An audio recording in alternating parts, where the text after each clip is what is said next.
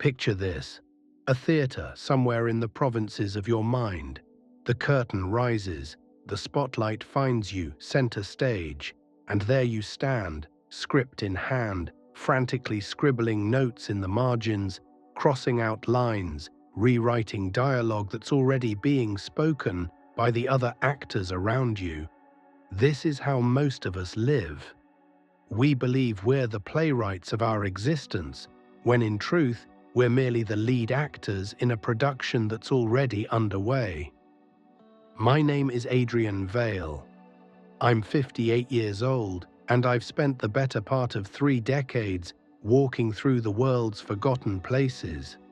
Villages where time moves differently, monasteries perched on cliffs, desert towns where the wind erases footprints as quickly as they're made. And everywhere I've gone, I've encountered the same fundamental human struggle, the exhausting, beautiful, futile attempt to control a narrative that's writing itself. Today, I want to talk about the illusion of control, not to depress you, not to suggest you're powerless, but to offer you something far more valuable than the fantasy of authorship, the freedom that comes from being a brilliant performer in a story you didn't write. Because here's the truth that took me half a lifetime to understand. You don't manage your life. You inhabit it. You don't direct it. You embody it. And the moment you stop trying to rewrite the script and start focusing on how you deliver your lines, that's when everything changes. Let me take you back to a moment that crystallized this for me. I was in Kyoto 7 years ago watching a No theater performance. For those unfamiliar, No is one of the oldest forms of Japanese theater, slow, ritualistic, almost unbearably precise. The actors move like they're underwater. Every gesture is predetermined, rehearsed for decades, passed down through generations. I watched an elderly performer, perhaps in his 70s, play the role of a grieving mother. He'd performed this role hundreds, maybe thousands of times. The script hadn't changed in 600 years. Not a single word, not a single movement. And yet, I wept. Not because the story was new, not because he'd innovated or improvised or made it his own in the way we're taught to value in the West. I wept because he had surrendered so completely to the role that he'd transcended it. He wasn't trying to control the narrative. He was the narrative, flowing through him like water through a riverbed. After the performance, I met him briefly. Through a translator, I asked him, perhaps rudely, perhaps with the arrogance of someone who still believed in authorship, "Don't you ever want to change the story, to make it yours?" He smiled, the kind of smile that carries decades of practice, and said something I've never forgotten. "The story is already mine, because I am the only one who can tell it this way, in this moment, with this body, this breath. The words belong to the ancestors. The performance belongs to now." We live in a culture obsessed with control. Self-help books promise you can manifest your destiny. Business gurus sell you frameworks for designing your life. We make 5-year plans, vision boards, bucket lists. We optimize, strategize, and systematize. And look, I'm not saying planning is useless. I plan. I book flights. I set intentions. I make lists. But somewhere along the way, we've confused planning with control, and that confusion is making us miserable. Because here's what actually happens. You plan to be a doctor, and you end up a nurse, and you discover you're better at holding hands than holding scalpels. You plan to marry your college sweetheart, and you divorce at 32, and you meet someone at 35 who teaches you what love actually means. You plan to live in the city, and your mother gets sick, and you move back to the town you swore you'd escaped, and you find a strange peace in the place you once found suffocating. The plot happens. It happens to you, through you, around you. And you can either spend your entire life angry that it's not the plot you outlined, or you can learn to deliver your lines with conviction. I think about my own life, the life I planned versus the life I've lived. At 25, I was going to be a professor of philosophy at a prestigious university. I had the trajectory mapped out: PhD by 30, tenure by 40, a comfortable life of seminars and publications and academic conferences in pleasant European cities. Instead, at 27, I had what I can only describe as a collapse. Not a breakdown, a collapse. The structure I'd built, the narrative I'd constructed, simply fell apart. A relationship ended badly. My dissertation stalled. My father died suddenly, and I realized I'd spent years trying to impress a man I'd never actually known. I dropped out. I left. I started traveling with no plan, no structure, just a backpack and a growing suspicion that everything I'd been taught about life was fundamentally wrong. And here's the thing: I didn't find myself out there in the world, despite what every travel memoir promises. I didn't discover some authentic Adrian beneath the social conditioning. What I discovered was that there was no script to find, no true path to uncover. There was only the walking, the encountering, the responding. I learned that I wasn't the author of my life. I was its protagonist. And that's a completely different job. An author sits outside the story, manipulating events, controlling outcomes. A protagonist is inside the story, responding to what comes, making choices in real time with incomplete information, revealing character through action. You can't be both. And when you try to be both, when you try to simultaneously live your life and control it from some imagined external vantage point, you end up doing neither well. You become like that actor I mentioned, the one who's so busy rewriting the script that he forgets to actually perform. He's on stage, but he's not present. He's in his head, arguing with the playwright, negotiating with the director, trying to change the ending while the audience watches him fumble through the current scene. So if we're not the authors, who is? What's writing this script? This is where it gets interesting, and where I'll probably lose some of you. Because the answer is, nothing is writing it, or everything is. Or the question itself is wrong. The plot of your life isn't being written by God, or fate, or the universe, or your subconscious, or any other entity we might want to personify and blame or thank. The plot is emerging from the infinite complexity of causes and conditions, most of which you'll never see, let alone control.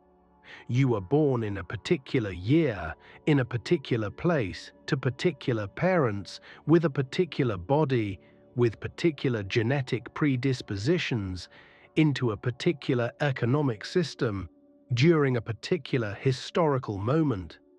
Already, before you took your first conscious breath, the story had parameters, not a script, but constraints, a genre perhaps, a setting, a cast of supporting characters.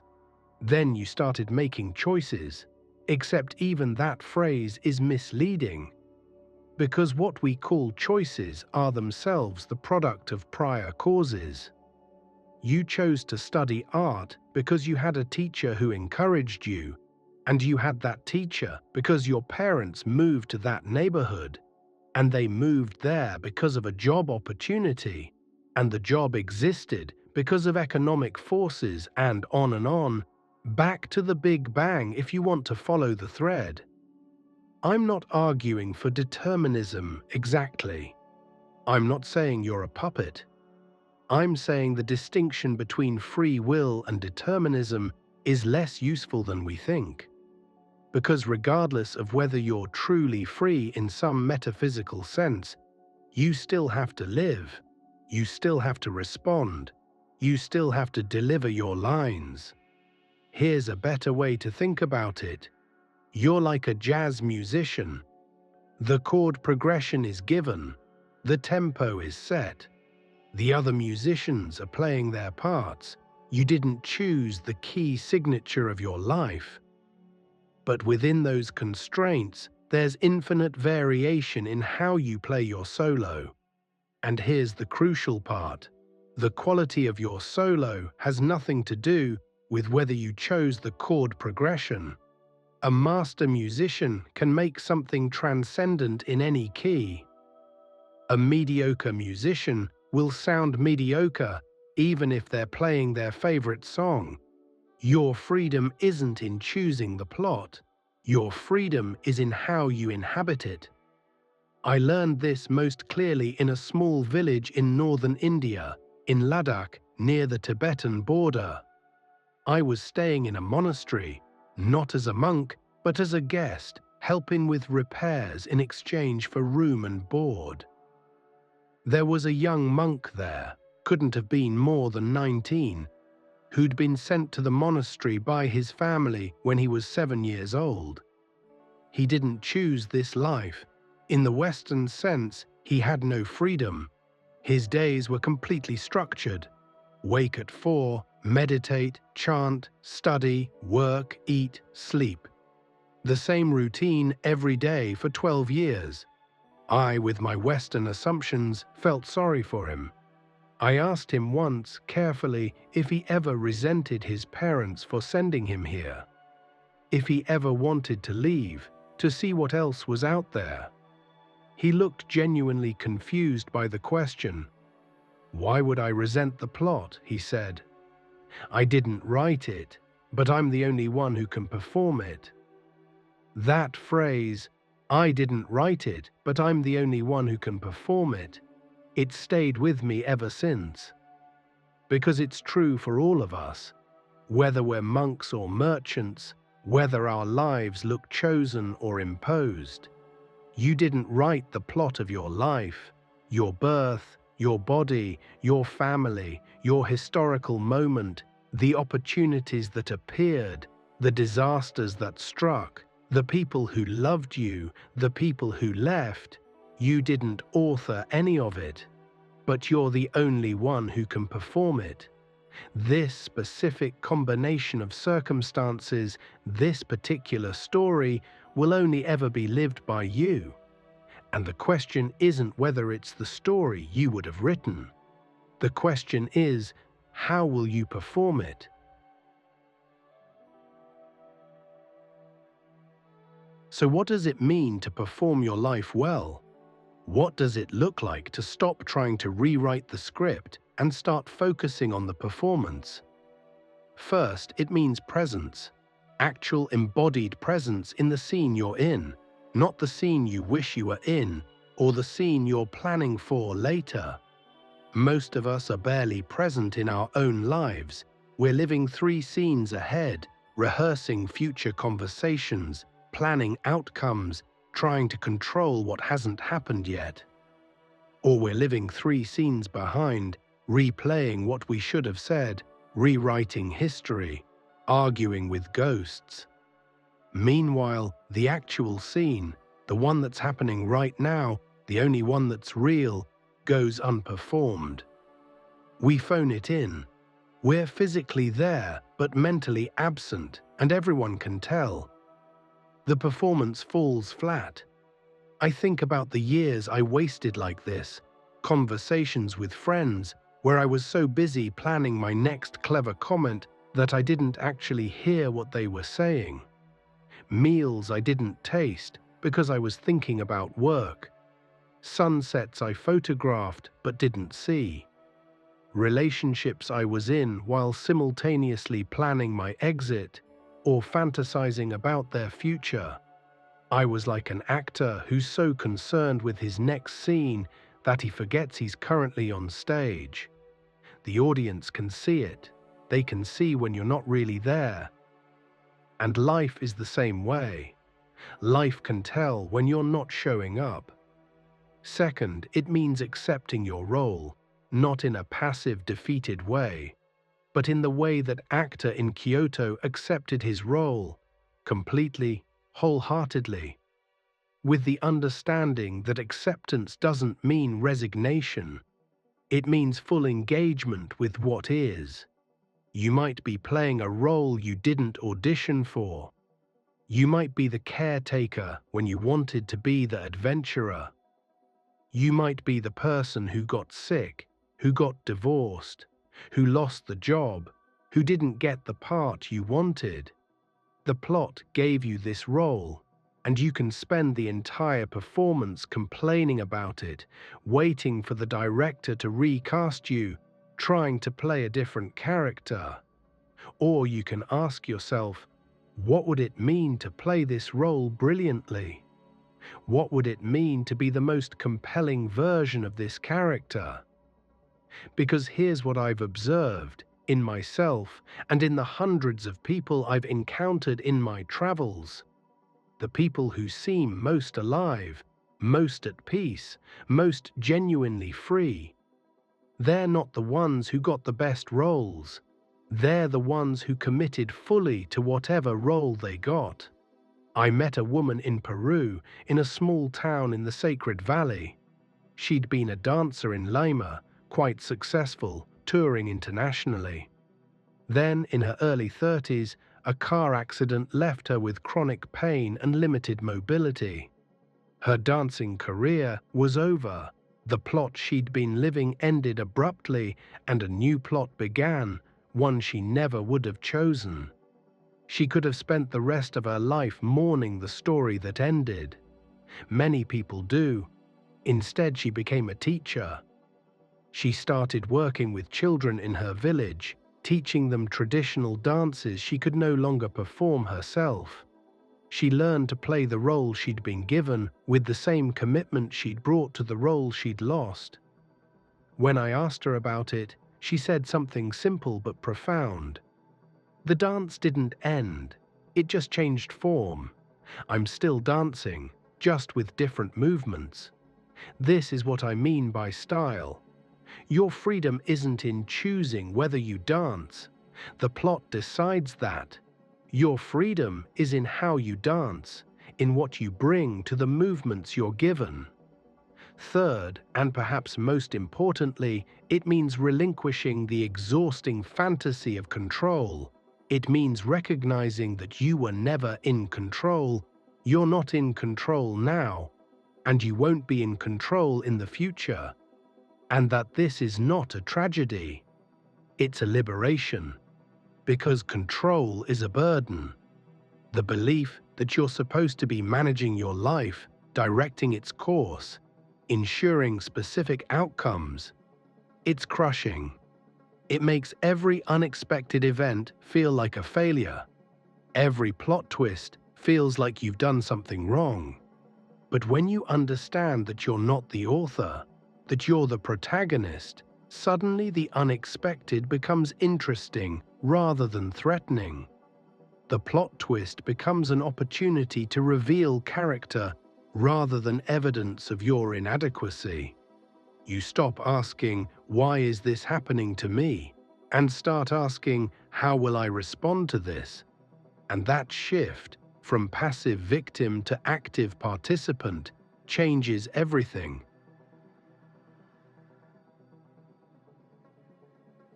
I'm 58 now.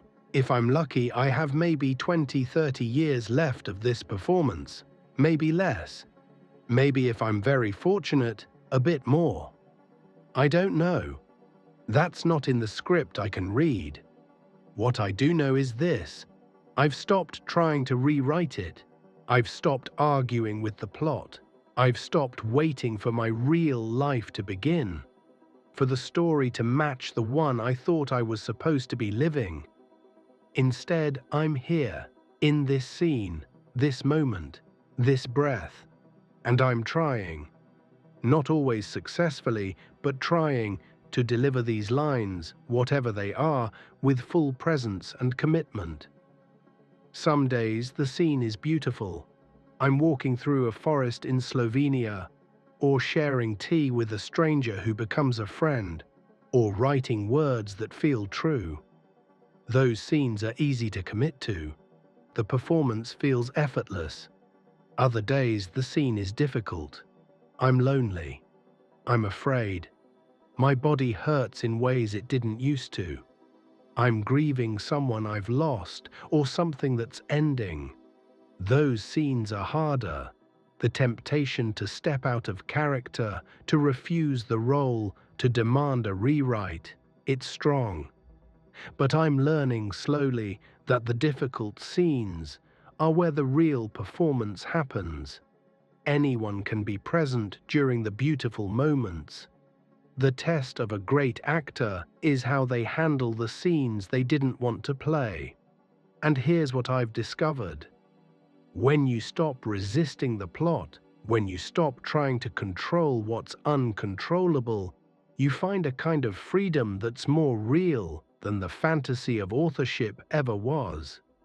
You find the freedom to be fully alive in whatever scene you're in. The freedom to surprise yourself with your own responses. The freedom to discover depths of courage, compassion, creativity, and resilience you didn't know you had, because you were too busy trying to write a different story to explore the one you were actually living. This is what I want to leave you with. You are not failing because your life doesn't match your plan. You're not doing it wrong because the plot keeps surprising you. You're not powerless because you can't control the narrative. You're an actor in the only performance that matters, the one that's happening right now. And your job isn't to rewrite the script. Your job is to show up, to be present, to deliver your lines with honesty and courage and whatever grace you can muster. Some of your scenes will be tragic. Some will be comic. Some will be mundane, forgettable, the kind of scenes that end up on the cutting room floor. And some, if you're paying attention, if you're really there, will be transcendent. But you won't know which is which until you commit to the performance. You won't know what you're capable of until you stop trying to control the story and start living it. The curtain is up, the spotlight is on you, the other actors are waiting for your cue, and the only question that matters is, how will you perform this moment? Not the next moment, not the moment you wish you were in. This one, right here, right now, because this is your life, not the one you planned, not the one you think you deserve. This one, the one that's actually happening, and it's the only one you'll ever get. So stop rewriting, stop directing from the wings, step into the light and deliver your lines like you mean them. Play this role, whatever it is, like it's the performance of a lifetime, because it is.